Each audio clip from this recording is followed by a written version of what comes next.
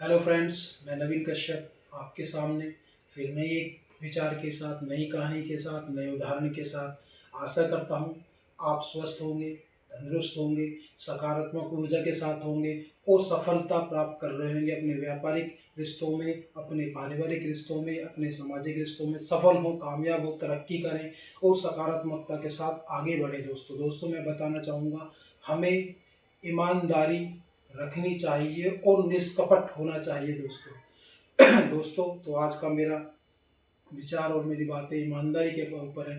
दोस्तों हमें अपने परिवार के साथ, अपने रिश्तेदारों के साथ, अपने दोस्तों के साथ एक ईमानदारी का रिश्ता बनाना चाहिए। हमें निष्कपट होना चाहिए, कोई कपट हमारे अंदर नहीं होना चाहिए। जो भी हम जैसा भी फैसला करें दोस्तों, वो ईमानदारी के साथ करें ताकि सबको सही लगे।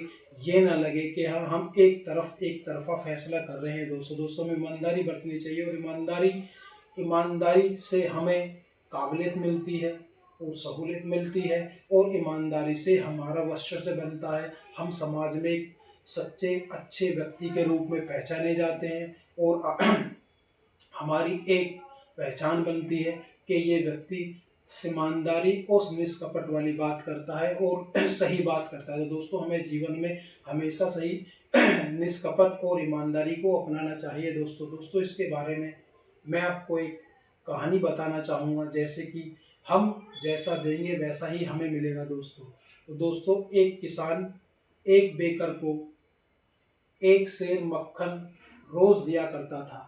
वो बेकर रोज आता था और उससे एक सेर मक्खन लेकर जाता था। एक बार क्या हुआ, उस बेकर ने उस मक्खन को तोल कर देखा। यह देखना चाहा कि किसान कहीं उसके साथ बेईमानी तो नहीं कर रहा है। तो उसने उस मक्खन को तोला।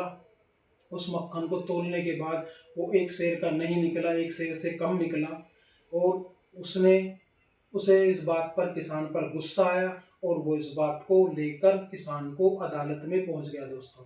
दोस्तों मैं यही कहना चाहता हूं, हम जब भी कहें, जब भी चले, ईमानदारी दोनों तरफ से होनी चाहिए दोस्तों, तभी संबंध और तभी रिश्ते बढ़ते हैं।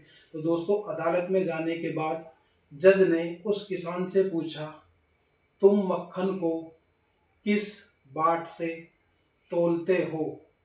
तो किसान ने कहा, जज साहब मैं अज्ञानी हूँ, मैं मुझे ज्ञान नहीं है, मेरे पास तोलने के लिए कोई बाट नहीं है। हाँ मगर मेरे पास, मुझ गरीब के पास एक तराजू है, मैं उस तराजू में उस तराजू से तोलता हूँ। मगर जज साहब, मेरे से मक्खन लेने से पहले यह बेकर मेरे पास मेरे को रोज एक सेर ब्रेड देता था। मैं इससे रोज मक्खन देने से पहले एक सेर ब्रेड लेता था और मैं इसके ब्रेड को एक तराजू के पलड़े में रखकर दूसरे तराजू में अपना मक्खन रखकर इसको दे देता हूँ।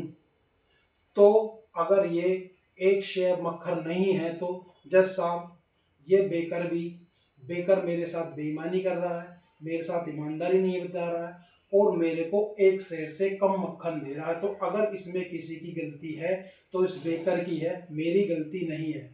तो दोस्तों उस जज ने उल्टा उस बेकर पे उस बेकर को वापस इल्जाम लगाकर उस किसान की जो भी कमी रही थी ब्रेड देने में, जो भी उसको नुकसान हुआ था, उसने उसे फैसला दिया, किसान के पक्ष में दिया और उस बेकर को जो बचा हुआ ब्रेड उसका निकला था जुर्माने के तौर पे उसको वापस देना पड़ा। तो दोस्तों मैं यही कहना चाहता हूँ, हम जो समाज में देते हैं वो समाज या ये ब्रह्मांड, ये यूनिवर्स हमें वापस देता है। तो दोस्तों हमें अपने व्यवहार में, अपने व्यापार में, अपने रिश्तों में ईमानदारी रखनी चाहिए, ईमानदारी के साथ काम करना चाहिए, निष्कपट होना चाहिए, कोई एक तरफा फैसला नहीं करना चाहिए। तो दोस्तों ये जैसे कि उस बेकर ने उस किसान के साथ बेईमानी दिखाई, बेईमानी से उसको ब्रेड कम देता था और ब्रेड कम मिलने के उपलक्ष्य में बदले उसको भी मक्खन कम मिलता था। दोस्तों मैं यही कहना चाहता हूँ,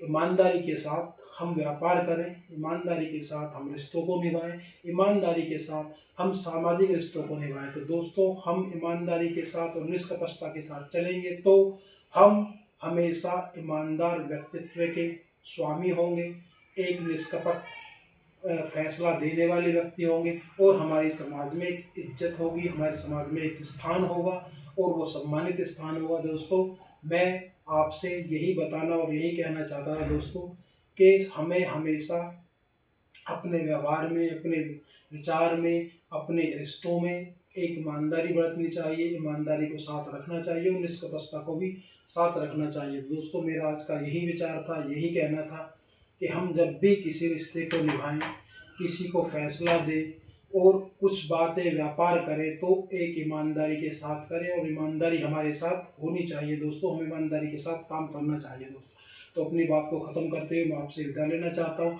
और फिर एक बार कहना चाहता हूँ दोस्तों, हमेशा अपने जीवन में सकारात्मकता को अपनाएं, नकारात्मकता को अपने जीवन से निकालें। सकारात्मकता का आप असर देखना, उसका आप रिजल्ट देखना। मैं भी देख रहा हूँ, मैं भी महसूस कर रहा हूँ इस सकारात्मकता को और मेरे छोटे छोटे काम दोस्तों हो रहे हैं, रुक नहीं रहे हैं। वो जैसे भी है, ये ब्रह्मांड, ये यूनिवर्स उनको कराता है। मैं भी हमेशा पॉजिटिव बात रखता हूँ, मैं भी हमेशा कहता हूँ मैं धनवान हो रहा हूँ, मेरा व्यापार बढ़ रहा है, मैं तरक्की कर रहा हूँ, मैं समृद्धि कर रहा हूँ। तो दोस्तों, आप भी इन बातों को अपनाएं ईमानदारी के साथ, निष्कपटता के साथ। दोस्तों, मैं आपसे विदा लेते फिर कहूँगा, हमेशा हमें रोज़ सुबह उठने के बाद, रात को सोने से पहले अपने माता पिता का नाम जप करें, उनकी लंबी आयु की कामना करें और उनके उनके उनके उनके आशीर्वाद प्राप्त करें और दोस्तों के स्वास्थ्य की कामना करें। और जैसे भी हैं और जिनके माँ बाप नहीं हैं, वो इस दुनिया में नहीं हैं, उनकी आत्मा की शांति के लिए भगवान से प्रार्थना करें। वो जहाँ हैं, जैसे भी है, भगवान उनको खुश रखें, अपने चरणों में जगह दें और उनको मुक्ति दें और उन्हें अच्छी जगह स्वर्ग में पहुँचाए। दोस्तों, अपने माता पिता का हमेशा ध्यान जप करना चाहिए, नाम जप करना चाहिए और अपने इष्ट देव का भी हमें नाम जप करना चाहिए, उनसे भी हमें प्रार्थना करनी चाहिए। हे प्रभु, हे परमात्मा, हमें सद्बुद्धि दे, हमें ज्ञान दे, हमें क्रोध से बाहर रखे, हमें बदले की भावना से दूर रखे और हमें निष्पक्षता और ईमानदारी दे। दोस्तों, अपनी बात खत्म करते आज से आपसे विदा लेता हूँ। नमस्कार दोस्तों।